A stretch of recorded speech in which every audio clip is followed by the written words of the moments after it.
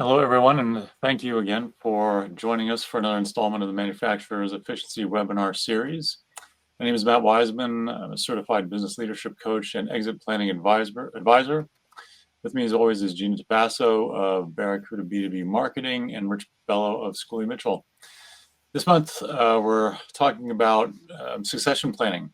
It's perhaps not the first thing you think of when you're considering ways to make your business, your plant more efficient, but as I'll get into during this presentation, having a comprehensive succession plan, succession process is a key component of an efficient organization.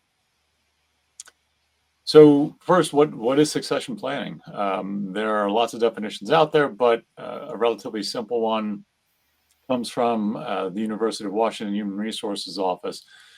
Succession planning is ultimately all about the process of identifying the critical roles or the key people in your organization and creating and deploying a dedicated process to ensure that those roles will be occupied by high performers into the future.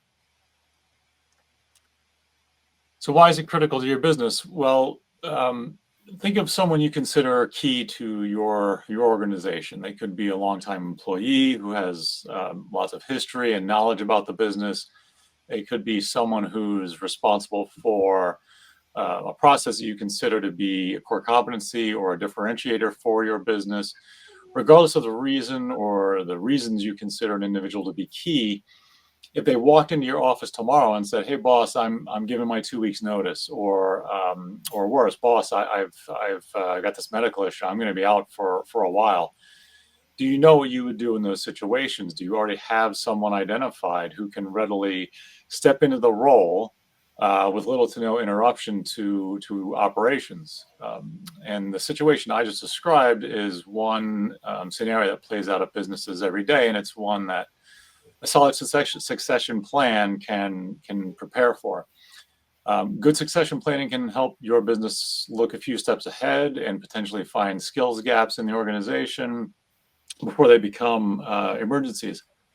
Furthermore, and I hear this time and time again from the business owners that I work with or department leads struggling to retain employees, a solid succession plan is a path to addressing turnover. It's if you have a succession plan in place that's well publicized, that the employees in your business know about it, then they see that there is a path to advancement. They see that there's, if they desire, they can move up in the organization through an established process. They can develop other skills to help them take on other roles within the company. And, this is just one of the many positive impacts that can be gained from the implementation of a robust succession plan. And perhaps the most important of which is that it supports your overall business strategy. You can't have an executable mid to long-term strategic business plan if you don't have the bench strength needed to support it with your employees. And that's where succession planning comes in. So to just talk about what's important about, or why succession planning is so critical and the impact of succession planning.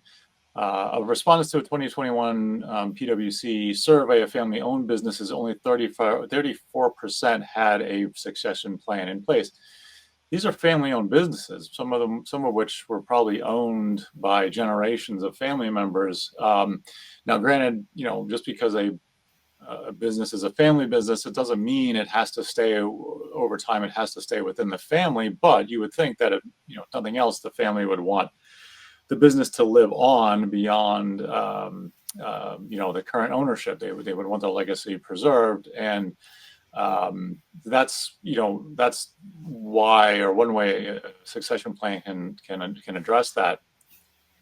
So, granted, our target audience for this webinar is not typically the large companies that would make up this S&P 1500 index, but just to put some numbers out there. There's an estimated $1 trillion in value erosion due to lack of succession planning in these larger organizations, and that's just for their C-suite executives. Not having a succession plan in place for their C-suite is leading to an estimated $1 trillion in value erosion. So you can imagine just for those organizations, if they went through their entire organizational chart and tallied up the cost of not having a succession plan, the number would be absolutely staggering, let alone all the small businesses that are out there that don't have a succession plan. So how do we go about putting succession plans in place? So what I'm going to present is a very high-level overview, but it'll give you a good feel for what is involved in putting a succession plan and getting one up and running in your business. So as with anything we're doing, we want to consider our overall business strategic objectives. I'll talk more about why that's important later on. But once you've done that, then start documenting a framework for your succession plan. I prefer to kind of outline things, the key pieces I want in a process, in a succession plan, and then using that to build out a standard template for the process to help build it out. Some key considerations for a succession process is how will you go about identifying where those successors are most critically needed? How you go about determining what those roles are? How well your successors and the predecessors for positions and the successors that you're going to train, how will those people be identified? Don't make the mistake of not putting an incentive plan in place for the predecessors and the successors. If you think you can't afford it, then try putting a dollar figure to the cost of, again, having one of your key people all of a sudden not be available. What is the impact? What is the value of the impact of the business in that situation? I guarantee by incentivizing the predecessors and successors for this process, it's going to be a far lower number than not having a good succession plan in place. You also want to establish roles and responsibilities for the process, your RACI matrix, if you will. Who's going to own the process, who's going to be responsible for making sure it's well executed. You're going to want to establish communication protocol, which I'll talk about more in a minute. How the predecessors and successors should be communicating with one another and how often. You're going to, that's going to be driven by the urgency with, the getting a successor in place for a given role, how critical the role is to your business. That'll drive, what the communication cadence needs to be. And then finally, how are you going to track the progress you're making on implementing a succession plan? How will you monitor it once it is in place? And that's going to be all about metrics, which again, I'll talk about a little bit more in a minute. So again, to highlight just a few key parts of a process, and within your process you're putting in place, communication is key. Want to make sure you're hitting the 5 W's as you develop your process. Who should be involved and how often communication takes place with everyone involved in the process. What needs to be communicated? This should include not only communication that goes on within the process, but also make sure that you're communicating with those outside of the process, and so those who are not directly involved understand that a succession plan exists. You never want to create some process where the only people who know about something that spans your entire business, is the only people who are involved in it know about it. You want everyone to be aware that, hey, we're implementing succession planning in the organization, and these are the people who are going to be responsible for it, and here's why we're doing it. Not doing that is only going to feed the rumor mill.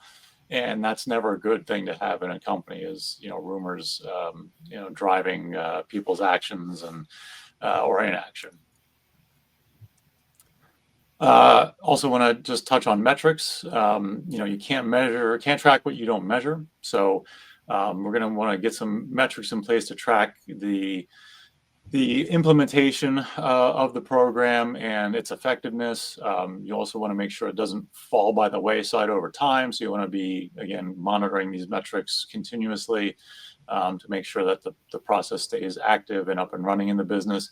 But conversely, you don't want to create analysis paralysis and have too many metrics to track. So I always recommend just tracking, 3 to 5 metrics at most for a given process to monitor its health. So once you've got, a first framework or first draft in place for your succession plan, where do you start? Well, you've got to pilot the process. It's definitely always my recommendation. Don't just kind of write up a draft and then deploy it. Let's pilot it with one role or at least a few roles before we fully deploy it. So best place to start, or one place to start, is to review your org chart or your employee list and look at all the positions you have in your organization. In an ideal state, of course, you would want to have successors for every role or every person in your company, but we know that's not feasible. So not to mention that if you're implementing a succession planning process for the first time, you never want to take a boil the ocean approach. So let's pick just what we consider the critical roles in the organization or the key people in the organization as to where we're going to start. And then really want to just narrow it down even further and again pick one, maybe two positions at tops, and then identify what are the key roles and responsibilities for that role. Again, can't attack them all. Can't try to cover every single thing a person is responsible for. So let's just pinpoint the key things, the key KPIs they're responsible for, the key processes they own, and pick those things out as where we're going to start focusing for the pilot of our succession plan process. And that's what we're going to move forward with for the implementation.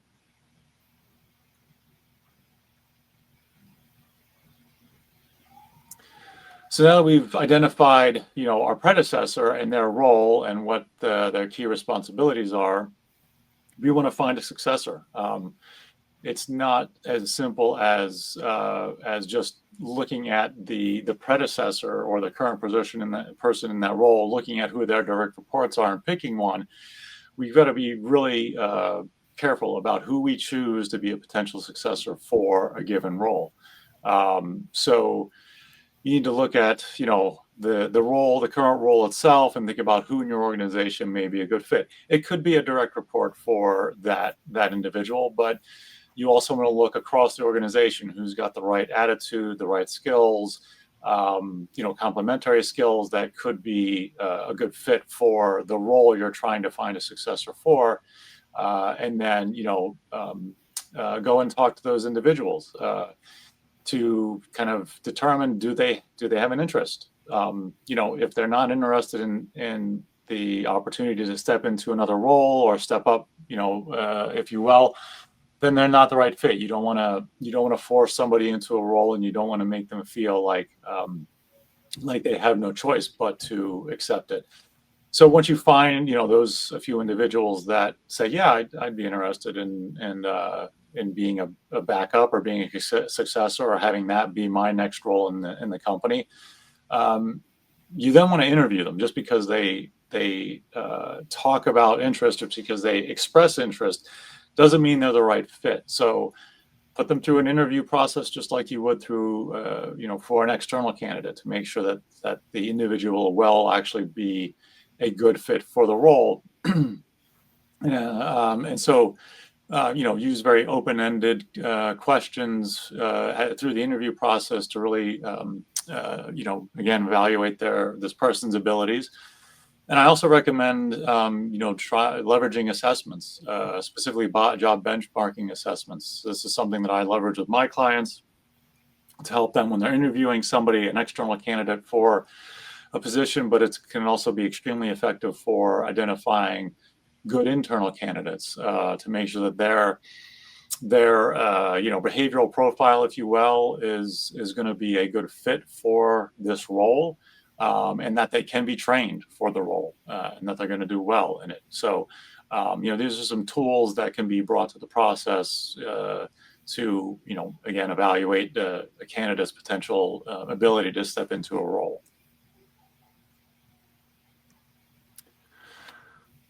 So once we've done that, we've got our role identified that we're going to pilot our succession plan on, and we've got a successor or maybe a couple of successors. Then we're going to kick off our pilot effort, and along the way, we want to make sure we're using this pilot to capture any issues with the process.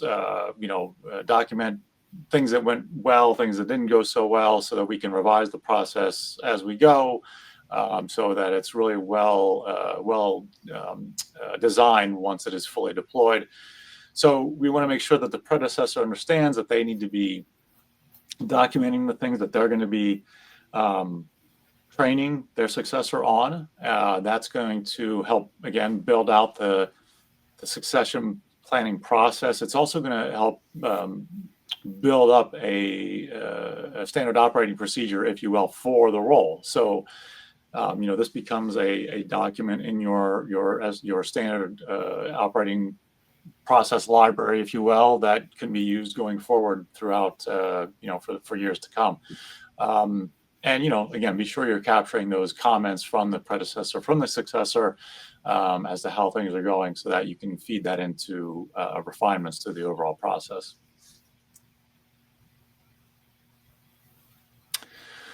I do definitely want to highlight some key pitfalls and challenges when it comes to implementing a succession process. I won't hit on all of these, but I'll highlight some of the key ones. The key is that the reason that a business is implementing a succession plan is not communicated across the entire organization. So if today sharing knowledge is not, between your employees, is not part of your company's culture, and then all of a sudden you're going to your longtime employees, your key employees, and you're telling them that, hey, you need to start handing down your knowledge. You need to start training junior employees on the things and the things you do. What do you think their first thought is going to be? It's that they're going to think, oh man, I'm going to be replaced by somebody who will do this job for less money, or or I'm on a short list for the next reduction in force, if God forbid one has to happen. And so you don't want that to be the mentality. You want them to understand that there's a strategic initiative that is being rolled out across the organization to reduce risk and help the company be more robust and have good contingency plans in place. So you want to make sure that you're communicating the reasons that succession planning is being implemented in the company. Another one, the successors are not aware. As silly as this sounds, there's a lot of companies that think that succession planning is looking at the org chart and saying, oh well, Bob's successor is going to be Mary, like Mary reports into Bob today, so that's who his successor would be if Bob leaves the company for any reason, and that's where they stop their succession planning, and that is not a succession plan. That's not how it works. So if the successor is not even aware that that's what their intended next step is going to be, that they're intended to be the person that steps into a role, if somebody leaves, then you don't have a succession plan. Another key, challenge is that if a suitable successor does not actually exist in the organization, then yeah, you may need to go outside and hire someone, or you may need to find an alternative solution, like finding an outside consultant, or one of your suppliers who could take on a task, for you if one of your key people leaves and you don't have an internal successor. So you want to, you always want to find some path to have a key person in a key role. You want to have somewhere for their work to go, even if it's an outside source. And finally, again, not considering your company's overall strategic plan in the development of your succession plan, or the carrying out of your succession plan. You don't want to be putting a lot of effort into finding a successor for a role that may not be in your company in 6 or 12 months down the road, depending on what your overall strategic plan is. You may want to come up with kind of a short-term fix for a given role. So not considering your overall strategic plan is key, and something you want to make sure you're doing. So as with all of our webinars, we tend to throw a lot of information out there in a short period of time. So I do just want to highlight some of the takeaways here. Again, succession planning is not is another way of developing a successful and efficient business. You cannot operate efficiently without a solid backup plan for your key roles and key employees.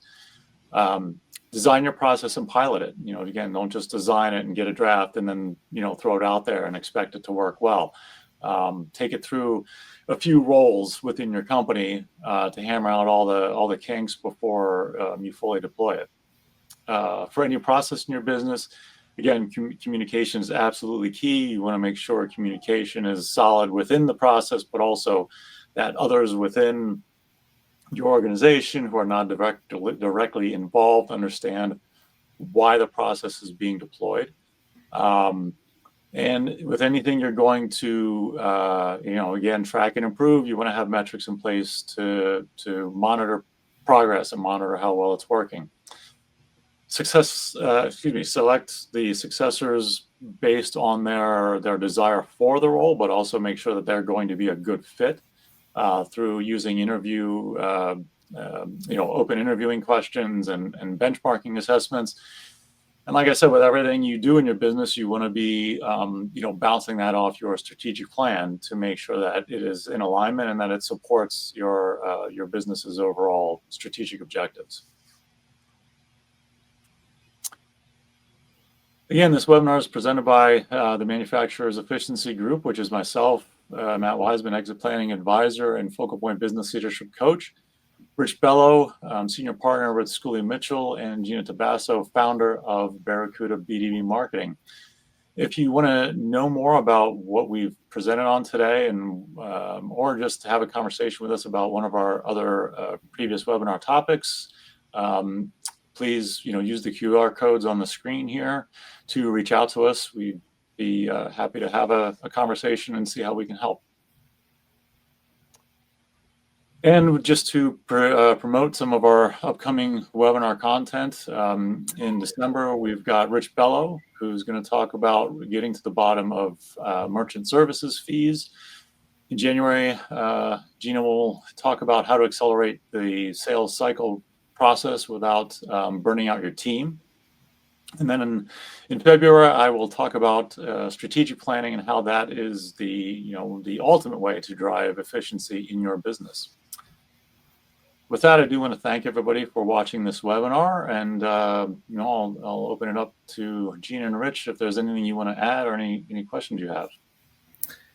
Yeah, I thought, Matt, the point that you made in regards to communication of the succession plan and why it's being done was an important one to hopefully gain the buy-in of your predecessors. But what if that is all done and explained as well as it can be, but you still have some people in their current positions that are hesitant or unwilling to comply and to participate in the succession planning process? How do you handle that to be able to continue forward with your succession plan if you're not getting that buy-in from your predecessors, the key stakeholders? Yeah, great question. So in addition to just the broad communication about, why the succession plan is being rolled out, in all hands meetings and whatnot, you want to be promoting it and talking about it and explaining why. But then then you want to be having those one-on-one conversations with the predecessors and addressing their concerns. Providing uh, a venue where they can, openly communicate, their concerns and talk about, why why they think that it's maybe not the right thing to do. And then, again, I'm gonna mention that incentive process kind of. If you are the person driving the succession plan, promoting the succession plan, um, going to your predecessors and saying, look, we're putting our money where our mouth is. We're making this part of your goals and objectives, if you will, for the upcoming year, predecessor. And if you complete these goals and objectives, as specifically with the rollout of this succession plan, here's what's in it for you. Here's we're going to give you. There's going to be a bonus, or there's going to be a raise, tied to you completing this and helping us out with this. Then if you're still facing a lot of resistance, then maybe some stronger language needs to be used. I mean, hopefully, if you've got somebody who's got this kind of attitude about their work, in all due respect, hopefully you've already weeded them out of your organization. I mean, this is never these people who put up that level of resistance to rolling out new things within the business. They're never good for a company's culture. So, yeah, it can happen, but hopefully you can provide enough incentive, or maybe look, I just kind of thinking out loud. It is finding out what is going to be the something that's going to motivate them to participate and engage in the succession process and training the next generation, if you will. Maybe it's not a monetary incentive, maybe it's something else, and offering that up to them. So there's a few paths, but hopefully businesses don't run into just such strong resistance that somebody just outright refuses no matter what, because that can certainly be a real challenge, and then you may have to have a more difficult conversation with them. Then to the opposite end of that spectrum, if you've gone through the succession planning and the predecessor or the predecessor was on board, they provided the information that they needed to allow you to set up this great succession plan, and you've identified the successors and think you have good people in place, they're excited about it. What happens if the predecessor stays around for too long, to the point where the successor is starting to get antsy? They were excited about, having this new opportunity. How do you balance that when you've gotten their hopes up that they're going to have this chance to take on a new role at some point? Like, what is the balancing mechanism to prevent those people from starting to look elsewhere if that opportunity doesn't present itself? Yeah, I mean, I think you communicate the intent, that it is first and foremost a risk reduction, a means of risk reduction. It's a means of contingency planning for the business, and that them being trained is so that in the event of some emergency situation, they can step into the role quickly.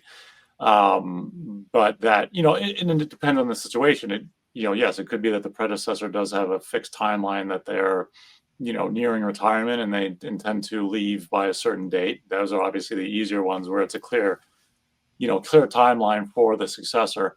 In other situations, you explain that, look, this is, even if this role does not open up in the near term, it does not prevent them from pursuing other roles in the business. In fact, it further, I would say communicate that it further, it makes them even more attractive. I mean, right? They have that much more knowledge of what goes on in the business.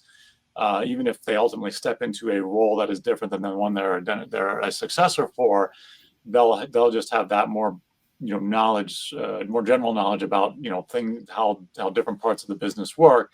So it doesn't preclude them from stepping into a different role.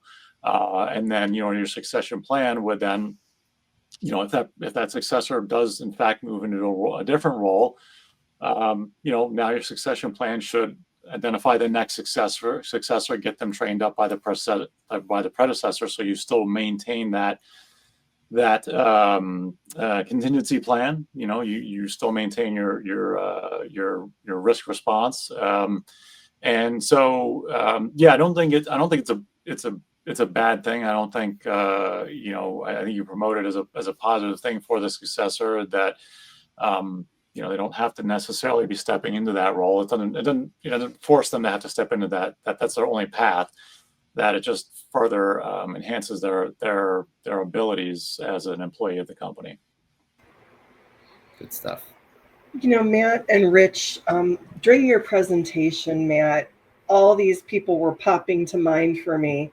And then with the questions that Rich just asked, it just reinforced that for me with your response. I was thinking of a number of clients of mine and all the different scenarios. One of my clients, they're a manufacturer, and the owner was aging out.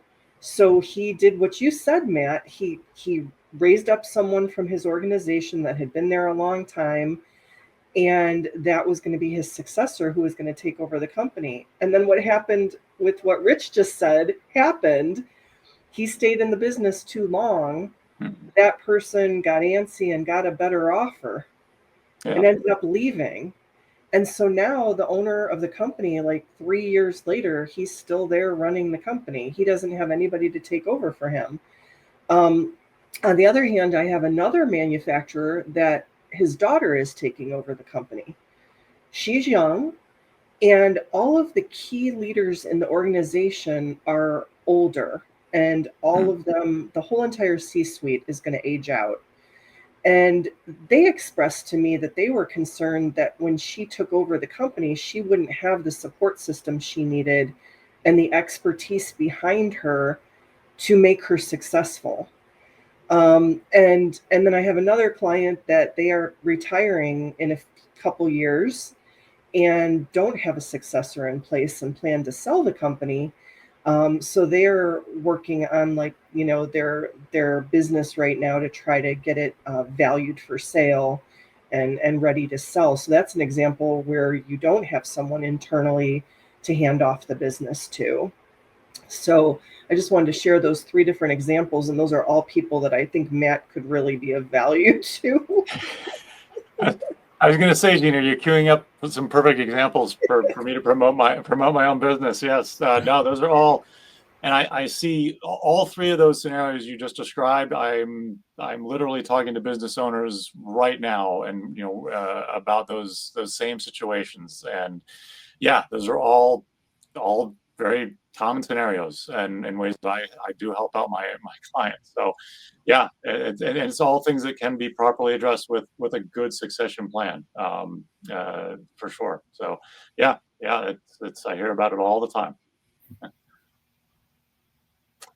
All right. Well, if there's nothing else, then we do thank everybody again, and look forward to having you attend our next webinar. Thanks.